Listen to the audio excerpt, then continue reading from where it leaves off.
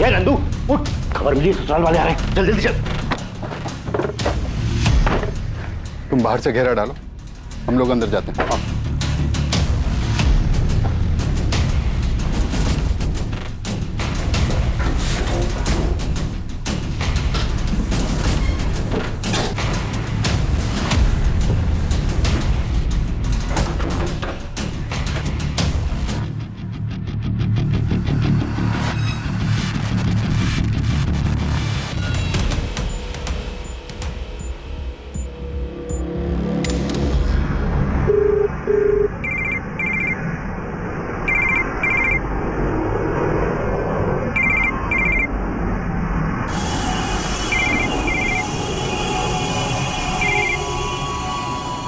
Take किया आपने बाबू?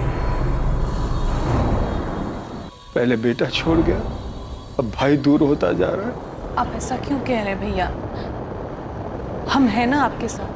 भाई साहब, रवि और करण तो बच्चे हैं, लेकिन प्रकाश भाई को ऐसा नहीं करना चाहिए था। पुलिस ने सिर्फ रवि और करण से नहीं, मुझसे और अजीत से भी पूछताछ की। पता नहीं ऐसा कौन सा डर है उन्हें जो पूछताछ में सामने आ जाएगा। आपको याद है भाई साहब, कैसे उस दिन मोहित और करण एक दूसरे के आमने सामने थे? अगर तेरी वजह से ये सौदा टूटा ना, तुझे बीच से फाड़ के रख दूंगा, बोल रहा हूँ।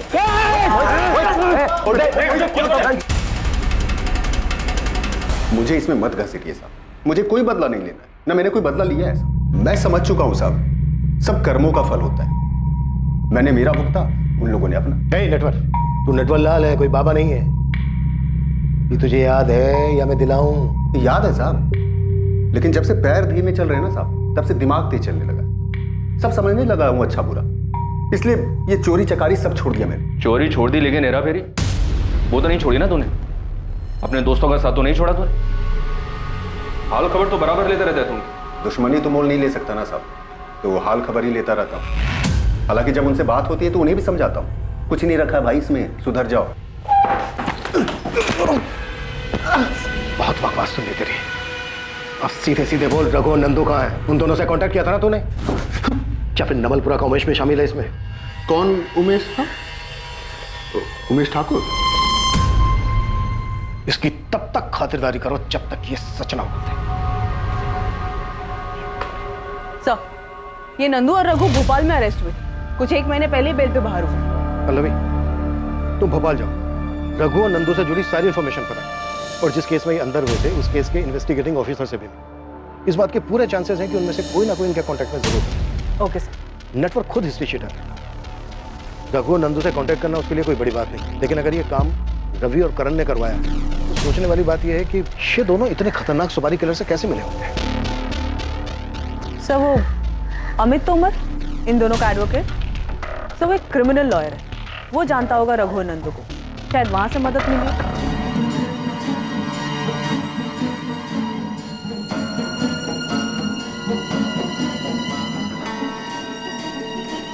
मामा जी, चाय। मामा जी, आप अभी तक उठे नहीं। मामा जी, मामा जी, मामा जी उठिए। अजीत, माँ, जल्दी आइए। मामा जी उठिए।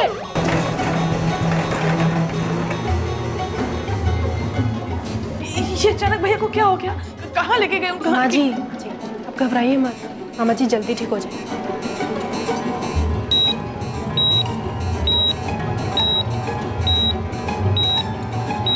हम बहुत परेशान है गुप्ता जी, अगली किस्त के लिए कुछ तो मोहलत दीजिए। पिछली 4 किस्तें भी बाकी हैं। बादल ने कहा था कि 1 हफ्ते के अंदर सारी किस्तें चुका देगा। लेकिन आपको पता है ना बादल के साथ क्या हुआ? हम अभी भी उस दुख से इसीलिए हम इतने दिन रुके रहे, लेकिन अब और नहीं रुक सकते। पिछली बार भी जब आपके खेत में आग लगी थी तब हमने सब्र किया था ना। अब आपकी मुसीबत देखने जाऊंगा ना तो मैं खुद मुसीबत में आ जाऊंगा। गुप्ता जी, मैं आपके पैर छूता हूं। देखिए विनायक जी, प्लीज, इन सब से कोई फायदा नहीं है। मेरे हाथ से चीजें निकल चुकी हैं। मुझे खेत से ट्रैक्टर ले जाना है, प्लीज चाबी दीजिए प्लीज। दे दे बेटा, दे दे।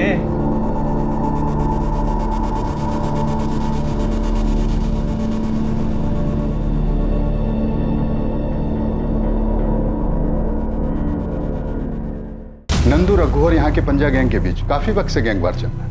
आए दिन दोनों गैंग के लोग एक दूसरे को निशाना बनाते हैं, पर एक तरह से देखा जाए तो हमारे लिए अच्छा है, कचरा खुद ब खुद साफ हो रहा है। लेकिन इस बार ये हमारे लिए गुड न्यूज नहीं। हमारे डबल मर्डर केस में रघु और नंदू किलर है और उन दोनों के स्टेटमेंट्स हमें मास्टरमाइंड तक पहुंचा सकते हैं। मैंने अपने इन्फॉर्मर्स को अलर्ट कर दिया। कुछ होने से पहले ही हमें दोनों की इन्फॉर्मेशन निकालनी है और उन्हें जिंदा ही पकड़ना। आपने किसी अमित तोमर का नाम सुना है? एडवोकेट है। रघु और नंदू के केस में कभी आए हो यहाँ पे मिलने? आप फिल्में बहुत देखते हैं क्या इंस्पेक्टर साहब? कहानी तो पूरी फिल्म बना ली आपने, लेकिन मुझे फिल्मों का शौक नहीं है। मैं कानून के दायरे में रहकर अपने क्लाइंट्स को सलाह देता हूँ और उन्हें प्रोटेक्ट करता हूँ। उन्हें क्रिमिनल्स के नाम और नंबर नहीं देता। अपने काम को लेकर ऑनेस्ट हूँ।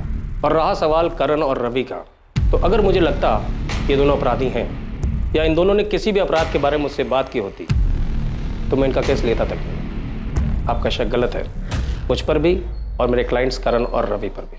कमाल है तोमर साहब, आपने एक वकील होकर फैसला सुना दिया, बेगुनाह साबित कर दिया दोनों। थोड़ा इंतजार तो कीजिए, अभी हमारी इन्वेस्टिगेशन चल रही है, कंप्लीट नहीं हुई है। अभी तो बहुत सारे चेहरों से नकाब उतरना बाकी है।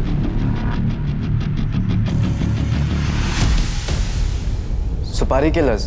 हाँ, नंदू और रघु ये दोनों मध्य प्रदेश के कुख्यात किलर्स हैं। बादल और मोहित को मारने के लिए इन दोनों को हायर किया गया था। 10 से 12 सितंबर के बीच ये दोनों यहीं पालीपुर की एक लॉज में रुके थे। पर सर मेरा भाई बहुत ही सीधा लड़का था। उसने किसी का क्या बिगाड़ा था जो कोई इतने खतरनाक लोगों को उसे मारने के लिए भेजेगा? बस करो अजीत, मोहित कोई बच्चा नहीं था और उसी ने बादल को बिगाड़ा था। और सर बादल ऐसा था ही नहीं कि वो किसी शादीशुदा लड़की को लॉज में मिलने बुलाए। मोहित ही उसको बहकाते रहता था, प्यार के किस्से सुना कर उसका दिमाग खराब करता रहता था ताकि वो प्रीति से मिलता रहे। और अब पता चल रहा है कि मोहित की किसी से दुश्मनी थी जिसकी वजह से मेरा भाई मारा गया। जय तू चुप हो जा, मेरा मुंह मत खुलवा। तेरा भाई भी कोई दूध का धुला नहीं था। नेटवर्क की टांग किसने तोड़ी थी? और मेरे भाई को भड़काया किसने था नेटवर्क की टांग तोड़ने के लिए? तुम्हारे भाई मोहित ने। मार साले को, छोड़ना मत। ओ साहब, कब तक यूं ही बैठा के रखोगे? बोला ना कुछ नहीं किया साहब। साहब मेरी बात सुनो, मैंने कब का ये बुरे काम छोड़ दिए? चुप करना, जाके बैठ जाओ पे। ओ साहब, बड़े साहब से बात करो ना। बोला ना चुपचाप बैठ। ओ साहब मेरी बात तो सुनो साहब। ओ साहब, बलवंत भैया ने अपना बेटा खोया है। कैसे भूल रहे हैं आप कि मोहित अब वापस नहीं आएगा? मुझे भी दुख है इस बात का, लेकिन इसका ये मतलब नहीं कि अपने बेटों की कुर्बानी दे दूं मैं। उनकी तरफदारी करने से पहले तुझे सोचना चाहिए। कुछ तो लिहाज कीजिए उनकी तबीयत का। बलवंत भैया अस्पताल में है, बेटा तो खो ही चुके हैं और अब भाई भी उनका साथ नहीं दे रहा, तो उनकी सांसें भी उनका साथ छोड़ रही हैं।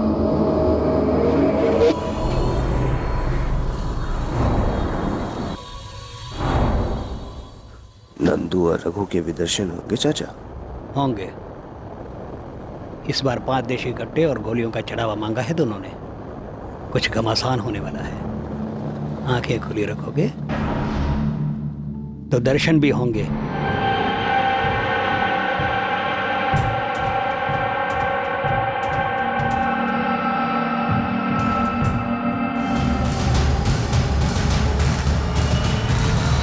रवि, करण, उमेश और दीपक सब पर वॉच रखे हुए हैं सर। और सर हमने इन चारों के कॉल रिकॉर्ड्स भी बारीकी से स्कैन किए, लेकिन हमें कोई भी ऐसा सस्पिशियस नंबर नहीं मिला जो कि रघु, नंदू या फिर हमारे डेटा में मौजूद किसी सुपारी किलर का हो।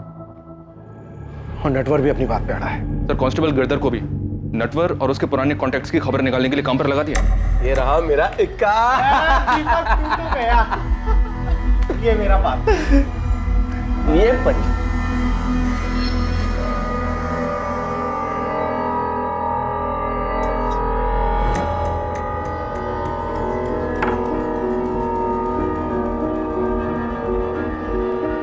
ये लीजिए मैडम आपकी चाय।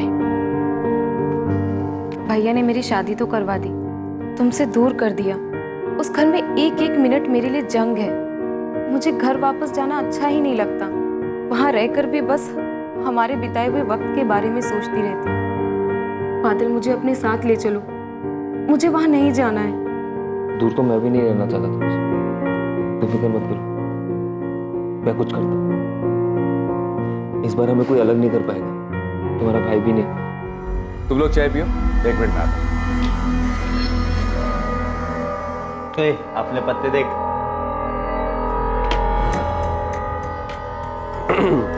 भाभी, सुना है आप और बादल अच्छे दोस्त हैं, और ये भी सुना है कि दोस्ती काफी पुरानी थी। अरे घबराइए मत, मुझे को नहीं पता, हम बताएंगे भी नहीं, बेफिक्र रहिए आप। डॉक्टर ने कहा है कि आपको बहुत जल्दी डिस्चार्ज कर देंगे। भैया कैसे हैं आप? भैया मुझे माफ कर दीजिए भैया, वो कोठी जायदाद मुझे कुछ नहीं चाहिए, बस आप जल्दी से अच्छे हो जाइए और घर आ जाइए। मामा जी, आपको भले ही नहीं चाहिए, पर रवि और करण, उनका क्या?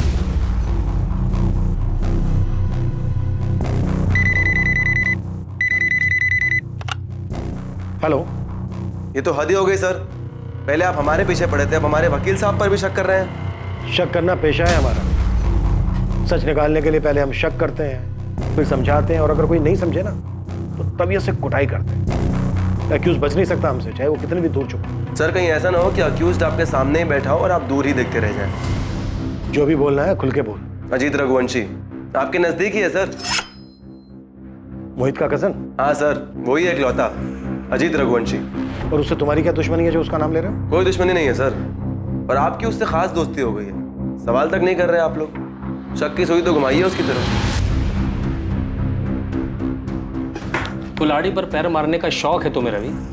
अच्छा खासा ध्यान हटाता तुम लोगों पर से। पुलिस को दोबारा ऐसे मत छेड़ना, तकलीफ हो सकती है तुम दोनों को। सर, अजीत का नाम सिर्फ हमें भटकाने के लिए लिया जा रहा है। मुझे भी ऐसा ही लग रहा है पहले, लेकिन एक बात तो है, अजीत ने खुद सामने से आकर हमें कोई बात नहीं बताई। ना तो जमीन जायदाद को लेकर झगड़े के बारे में, ना ही नटवर के साथ हुए झगड़े के बारे में। ऐसा तो नहीं है कि ये जानबूझकर अनजान बन रहा है।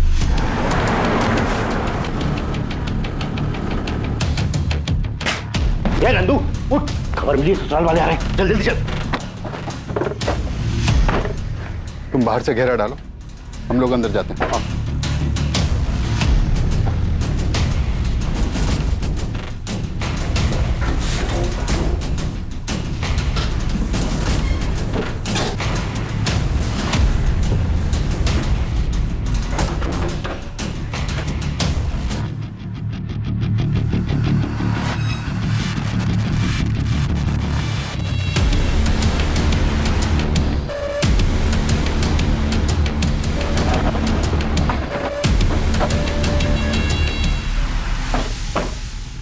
मैं बलवंत जी से मिलता हूं, तुम आसपास पूछताछ करो।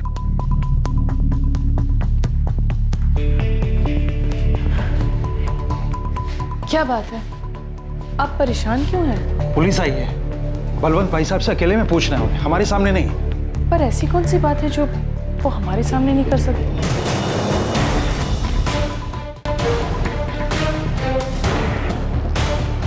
आप अजीत पे शक कैसे कर सकते हैं सर? अजीत और मोहित तो सगे भाइयों से भी बढ़कर थे। बलवंत जी, काफी प्रॉपर्टी है आपके पास। रवि और करण में काफी लालच है आपकी प्रॉपर्टी को लेकर। क्या अजीत के मन में ऐसा कुछ नहीं है? मोहित ने जायदाद को लेकर अजीत के बारे में कभी आपसे कुछ कहा? कभी कोई झगड़ा हुआ हो मोहित और अजीत के बीच? आप कुछ बता सकते हैं? मनहूस है ये जायदाद, और आप मेहरबानी करके अजीत को रवि और करण से मत आकी। अजीत बड़ा ही सीधा साधा और पारिवारिक लड़का है। मेरी बहन और बहनों ने उसे खुददार बनना सिखाया है।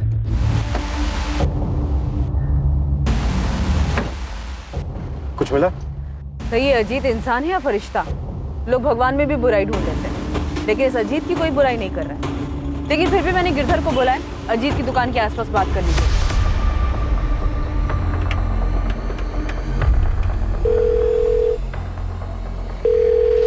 Hello, sub inspector Sandeep Yadav. हाँ, कौन बोल रहे हैं? आपका शुभ चिंतक, जिसे आप और कानून दोनों पर भरोसा। मेरे पास एक इंफॉर्मेशन है, मोहित चौहान के केस में आपके काम आएगी। कॉलर ने कुछ नाम बताया अपना? शुभ चिंतक और कानून पर भरोसा रखने वाला। मोहित और शिखा के बीच तलाशी है, उनके बीच में एक ऐसा रिश्ता है जो दुनिया से छुपा हुआ है। तुम्हें कैसे पता? कोई सबूत है तुम्हारे पास? मैंने कहा ना, मुझे आप पे भरोसा है, आप खुद ही ढूंढ लेंगे। डीसीओ से कॉल था सर। ये रवि और करण का ही काम होगा, खुद पर से शक हटाने के लिए अजीत को फंसा रहे हैं। पहले डायरेक्ट अजीत का नाम लिया और अब उसकी बीवी को बदनाम कर रहे हैं। सर, एक काम की इन्फॉर्मेशन हाथ लगी है।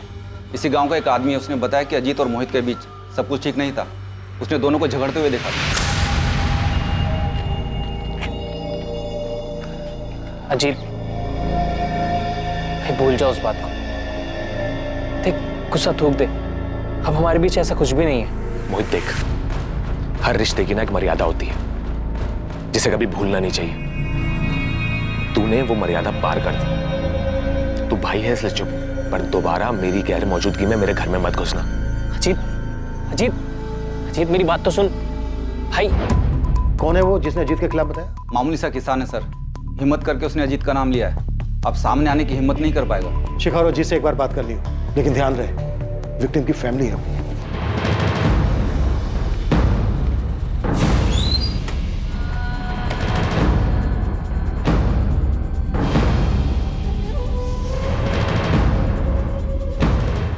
सर आप लोग शिखा को ऐसे कैसे उठा के ले आए? सच जानने, और वो हम जान चुके हैं जो अब तक तुमने हमसे छुपाया।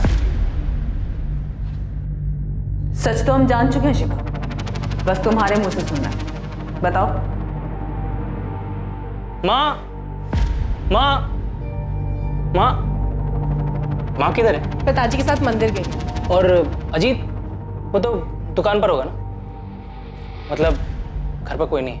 नहीं, मैं अकेली। बाल काफी लंबे हैं तुम्हारे। जब भी छत पर बाल सुखाती हो, कसम से मेरी नजर ही नहीं हटती तुम पर से। मोहित, भोली मत बनो। देखा है मैंने, हमेशा मेरी वर्जिश के वक्त ही तुम बाल सुखाने आती। छुप छुप कर देखती हो मुझे अच्छे से पता है तुम्हें क्या चाहिए। और अगर मेरा छूना तुम्हें इतना ही बुरा लग रहा है तो ठीक है, तुम जा सकते हो।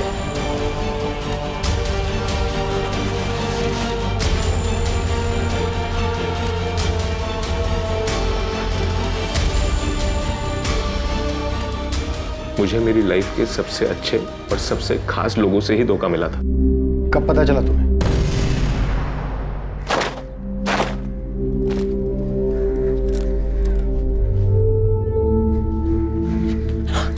अरे मोहित, क्या कर रहे हो आप?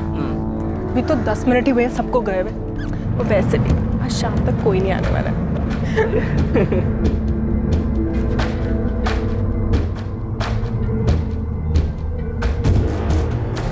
नहीं मैम, आप गलत कह रही हैं।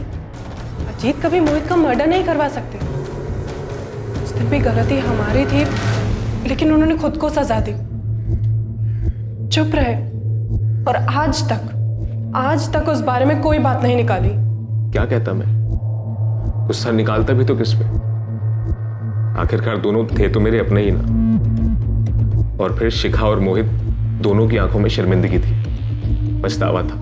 तो मैंने मोहित और शिखा दोनों को उनके पछतावे के साथ छोड़ दिया और मोहित से कहा कि मेरी गैर हाजिरी में मेरे घर में ना आया करे।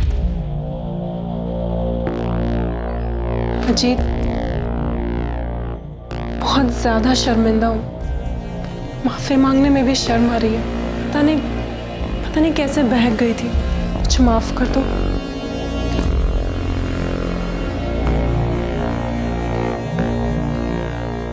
दोनों को माफ कर चुका था मैं।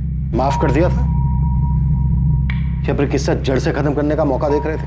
आपको लगता है कि मेरे भाई को मैंने मारा है तो चढ़ा दीजिए सूली पे, लेकिन जिन बातों को मैं भूल चुका हूं ना उन्हें याद करूंगा और ना इस बारे में कोई सफाई पेश करूंगा।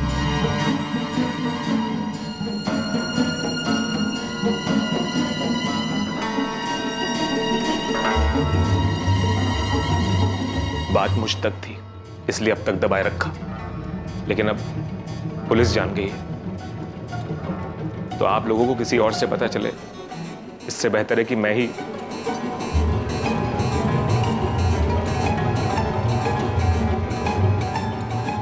बहुत बढ़िया, मतलब आज रात को एक्शन होगा। एक्शन के लिए तैयार है ना?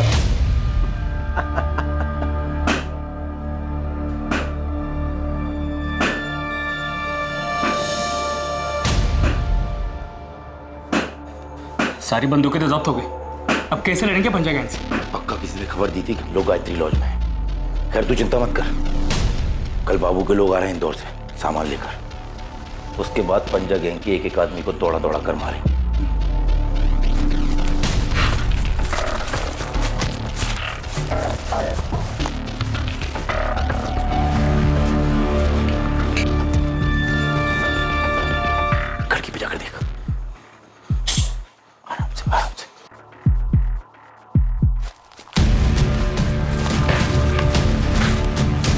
लगता है हमें चारों ओर से घेर लिया।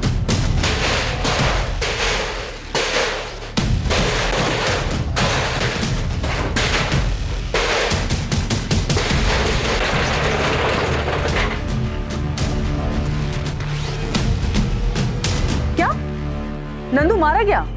किसने मारा सर? और रघु कहाँ है?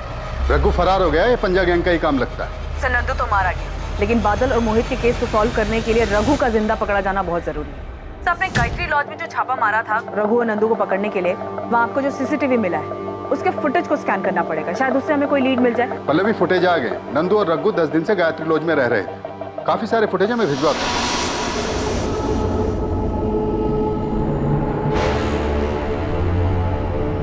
फिर जिनको सुपारी मिली थी उनमें से एक बंदा मारा गया। अब हमारे पास ये सिर्फ रघु ही आखिरी में था। इससे पहले कि रघु को कुछ हमें किसी भी हालत में उस तक पहुंचना। केस के खुलासे के लिए रघु का जिंदा हाथ लगना पुलिस के लिए बहुत जरूरी होगा। सुराग की तलाश में पुलिस ने लॉज से मिले सीसीटीवी फुटेज को खंगालना शुरू कर दिया था और साथ ही उस अज्ञात कॉलर की खोजबीन भी जारी थी जिसने मोहित और शिखा के अफेयर के बारे में बताया।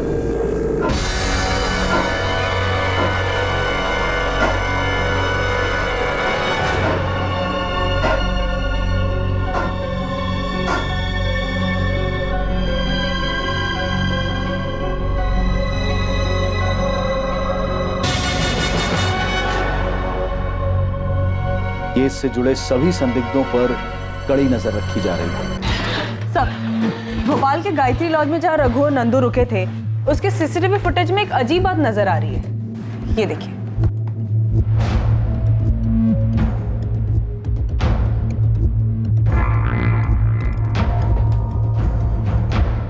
ये तो बादल है, ये अपने ही किलर से मिल रहा है। शायद बादल ने सुपारी दी। तो फिर खुद बादल क्यों मारा गया? और ये बादल रघु को कैसे जानता था? ये खतरनाक कातिल से तब बादल क्यों मिलेगा? यही सच है विनायक जी, बादल मिला था उससे। ये सब मोहित का ही किया जा रहा है। मोहित की बातें सुन सुन के आज बादल की ये हालत हुई है। अरे यार कितना टाइम लगाता है, कब से वेट कर रहा हूँ। वो मेरे जूते नहीं मिल रहे थे। चल चल। बादल रात में मोहित के घर जाता है, उसे पिक करता है, दोनों साथ में शराब खरीदते हैं और उसके बाद जबुआ तालाब जाते हैं जहाँ पर पहले से ही रघु और नंदू मोहित का इंतजार कर रहे थे। बादल को यूज किया गया होगा मोहित को झबुआ तालाब लाने के लिए, या फिर शायद बादल भी इस प्लान में शामिल थे। दोनों तालाब पहुंचते हैं और वहां जाने के बाद मोहित को मार दिया जाता है और इस मर्डर के पीछे जो कोई भी है वो बादल को डबल क्रॉस करता है और सुपारी किलर से उसे भी मरवा देता है। मास्टरमाइंड को बादल की जरूरत थी।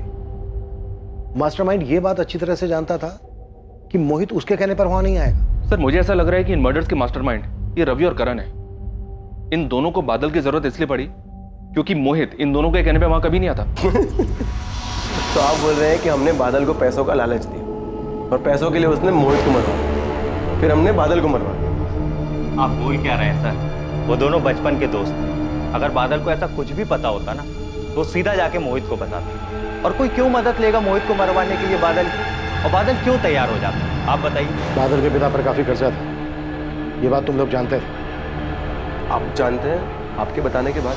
इंस्पेक्टर तोमर आ रहे हैं। मेरे बेटे आपके किसी सवाल का जवाब नहीं देंगे जब तक वकील नहीं आ जाता। तो बुला लीजिए, क्योंकि कोर्ट में वकील की भी जरूरत पड़ेगी। यहाँ पर हमें जो पूछना था वो हमने पूछ लिया। अब आगे की पूछताछ लॉकअप में होगी, वो भी डंडे के साथ।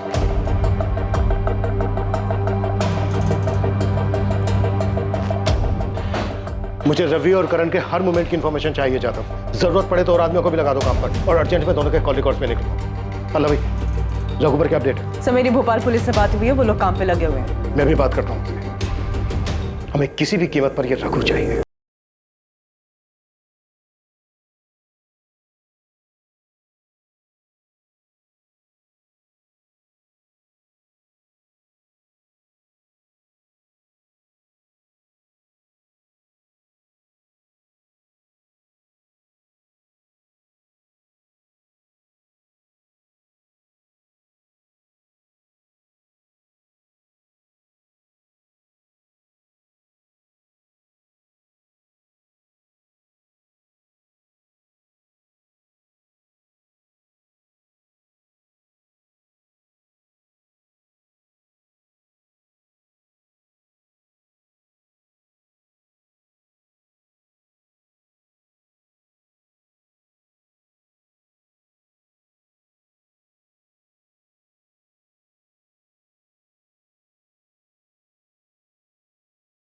सर वो अननोन कॉलर शुभचिंतक, उसने को नई इन्फॉर्मेशन दी है। उसके मुताबिक मोहित का बादल की गर्लफ्रेंड प्रीति से भी अफेयर था।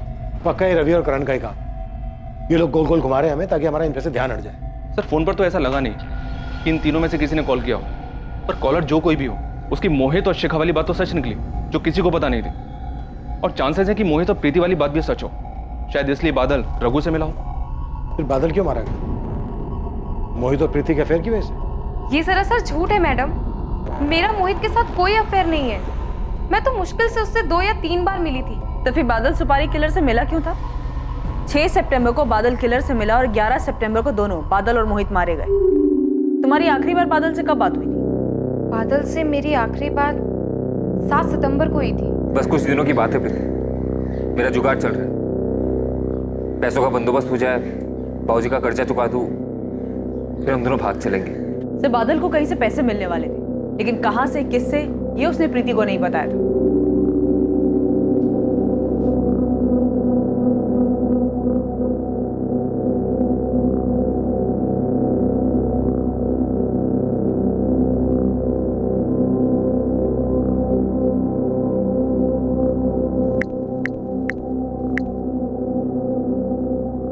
भाई साहब नटवर बोल रहा हूँ। हाँ बोलो। वो पुलिस आपके बारे में पूछ रही थी। उन लोगों ने बहुत मारा भाई साहब, लेकिन मैंने उन्हें कुछ नहीं बताया कि बादल का खेत जलाने को आपने कहा है। पिछली बार आपने पैसे दिए थे, उससे तो पैर टूटने की भरपाई हो गई। लेकिन भाई साहब पिछले 1 हफ्ते से आपका नाम नहीं बताने की वजह से पूरा शरीर तोड़वा कर आ रहा हूँ। इसका डबल बोनस तो बनता है ना भाई साहब। कब लेने आओ भाई साहब?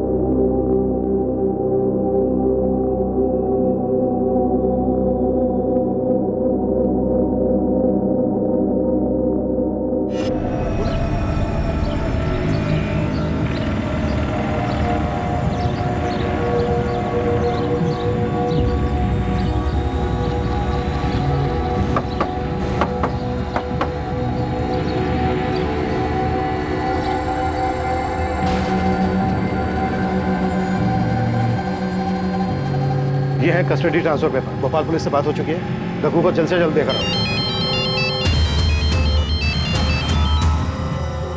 हाँ तोमर साहब बोलिए।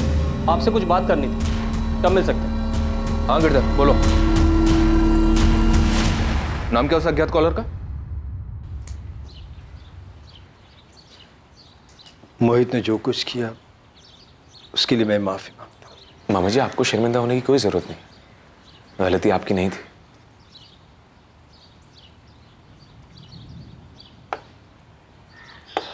ये लो बेटा। मामा जी आपने सब कुछ सोच समझ लिया है ना? सब कुछ सिर्फ मोहित को देना ठीक रहेगा? बेटा मैं तो चाहता हूं कि रवि और करण को भी कुछ दो, और मोहित को बुरा लगेगा। वो तेरे जैसा बड़े दिल वाला नहीं है। अजीत, मैं अपनी वसीयत बदलना चाहता हूं। ये है एडवोकेट नवीन शुक्ला, मिस्टर बलवंत चौहान के लॉयर। कुछ सेंसिटिव पता चला तो मैं इनको आपके पास ले आया। देखिए मैं आपको सब कुछ नहीं बता सकता, क्लाइंट की प्राइवेसी का ख्याल करना होता है। ये मर्डर केस है इसलिए बता रहा हूँ। बलवंत चौहान ने अपनी वसीयत तैयार करके रखी थी, जिसमें उन्होंने सब कुछ अपने बेटे मोहित के नाम किया था। दूसरा कोई हिस्सेदार नहीं था, लेकिन उस वसीयत में एक ऐसी कंडीशन है, एक ऐसा क्लॉज है जो आमतौर पर कोई नहीं रखवाता। कैसी कंडीशन, कैसा clause? I am sorry officer, वसीयत की बात है, वो तो आपको बलवंत चौहान से ही पूछना होगा। इंस्पेक्टर ये लीजिए, ये वसीयत के कागजात है। साफ साफ लिखा है इसमें सब कुछ मोहित के नाम। वसीयत में तो आपने सब कुछ मोहित के नाम ही लिखवा रखे। ये क्या बलवंत जी, ये कैसी शर्त है? कैसी शर्त? क्या लिखा है इसमें? पढ़िए। अगर मोहित को कुछ हो जाए तो उसकी मौत के बाद मेरा सब कुछ मेरे बहन के पति कैलाश रघुवंशी के नाम कर दिया जाए। बलवंत जी, ये पेपर आपने खुद तैयार करवाए थे या फिर किसी को कहा था पेपर तैयार करवाने के लिए?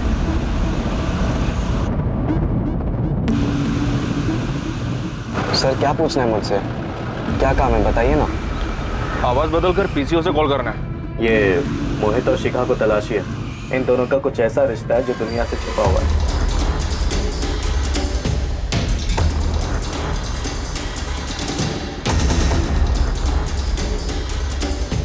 वो कॉल सिर्फ मोहित को बदनाम करने के लिए किया था। उसी ने मेरे भाई को बहकाया था सर, और उसी की वजह से आज बादल घर का कर्जा चुकाने के बजाय एक शादीशुदा लड़की के पीछे पड़ा था।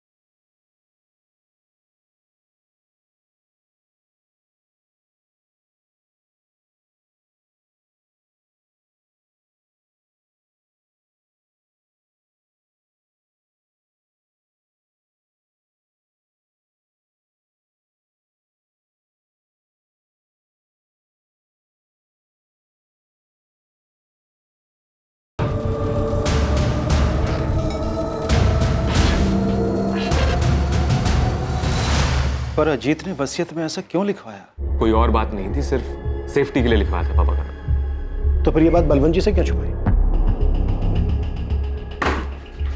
क्योंकि तूने कभी माफ नहीं कर पाया। तू अच्छी तरह से जानता था कि शिखा तुझसे ज्यादा मोहित को पसंद करती थी, और तू देखने के अलावा और कुछ नहीं कर सकता था। कोई पछतावा नहीं था उन दोनों को। हाँ, नहीं माफ कर पाया उन्हें मैं। कैसे माफ करता? मेरे मना करने के बाद भी मिलते थे, बार बार मिलते थे। कैसे बर्दाश्त करता? मेरा भाई, मेरी बीवी मेरे ही पीठ में बार बार खंजर घोंप रहे थे, और रही कहीं कसर इस बलवंत मामा ने पूरी कर दी। मुंह से बेटा बेटा बोलते थे, दिल से कभी माना ही नहीं बेटा।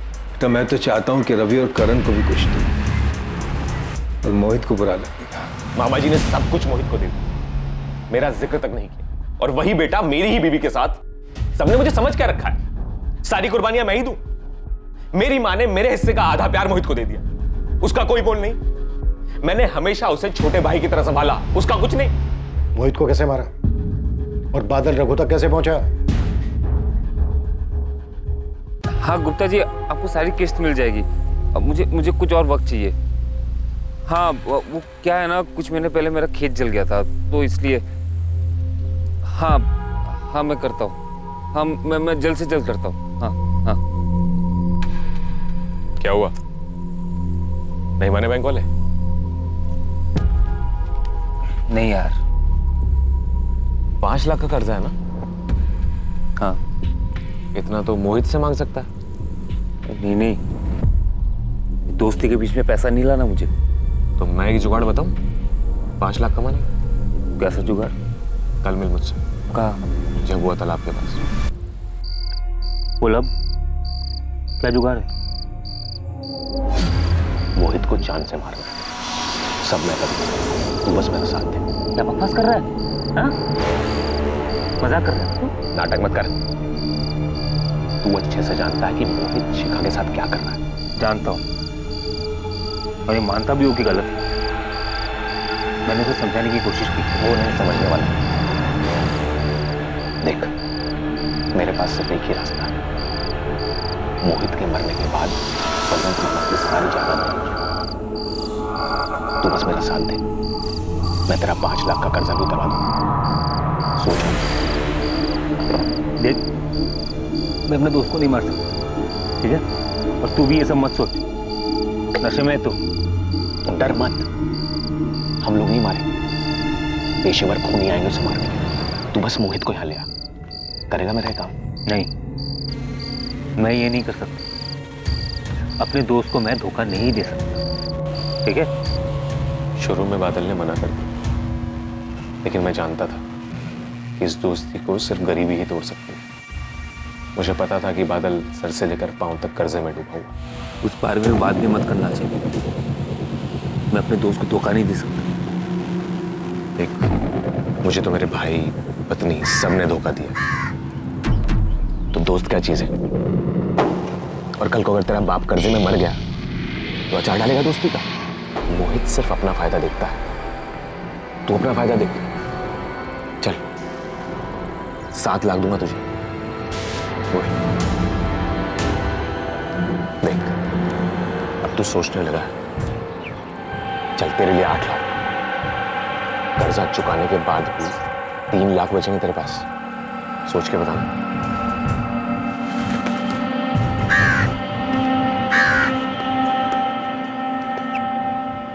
आखिर इतने सालों की पक्की दोस्ती में दरार आ ही गई। क्या सोचा फिर? तैयार हूं मैं, लेकिन 10 लाख लूंगा और जायदाद का एक हिस्सा मेरा। मंजूर? मैंने एडवांस देने के बहाने जानबूझकर बादल को रघु के पास भेजा। अजीत ने बादल को भेजा था, हमें उसी से पैसे मिले थे। ठीक है, निकल अब तू रघु और नंदू जैसे क्रिमिनल्स तक कैसे पहुंचा? कुछ साल पहले हमारे यहाँ एक लड़का काम करता था, वो जानता था नंदू को। फिर 11 तारीख को कैसे मारा? 11 तारीख को मैं दुकान का कुछ सामान लाने के लिए जबलपुर के लिए निकला। प्लान के मुताबिक बादल मोहित को झबुआ तालाब वाले जंगल के पास लाने वाला था।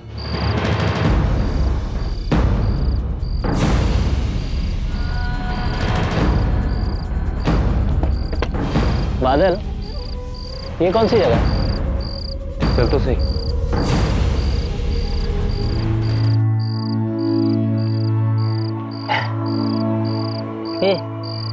क्या हुआ?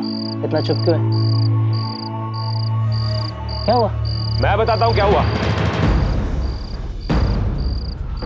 जीत, तू यहाँ कैसे?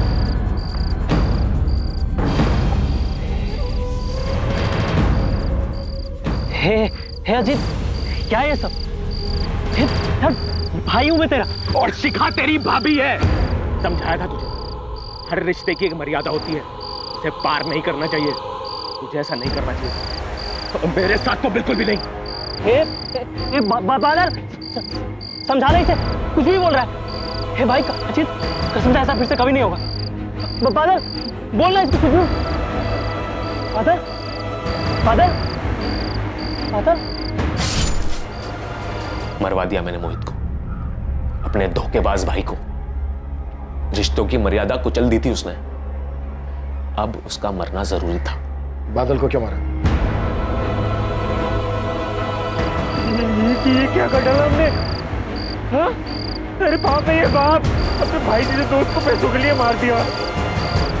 कुछ बोल दूंगा, मुझे नहीं चाहिए पैसे, मैं अपना गुनाह कबूल कर लूंगा। लाशों को सोमबाग ले जाना और बादल के फोन से मुझे और जय को कॉल करने का मकसद सिर्फ इन्वेस्टिगेशन को गुमराह करना था। तुझे क्या मिला 2-2 जान लेकर? आप नहीं समझेंगे सर, जिसके साथ धोखा होता है ना, वही समझ सकता है बस। धोखा तो तूने भी दिया है अपनी माँ को, उससे उसके 2-2 बेटे छीन लिए। एक को मरवा दिया और एक मरने तक जेल में रहेगा। ये धोखा तेरी माँ को जिंदगी में सताएगा। मेरी परवरिश में कहीं कोई कमी रह गई थी। खुद को दोष मत दे पीना, ये सिर्फ और सिर्फ उनकी गलती।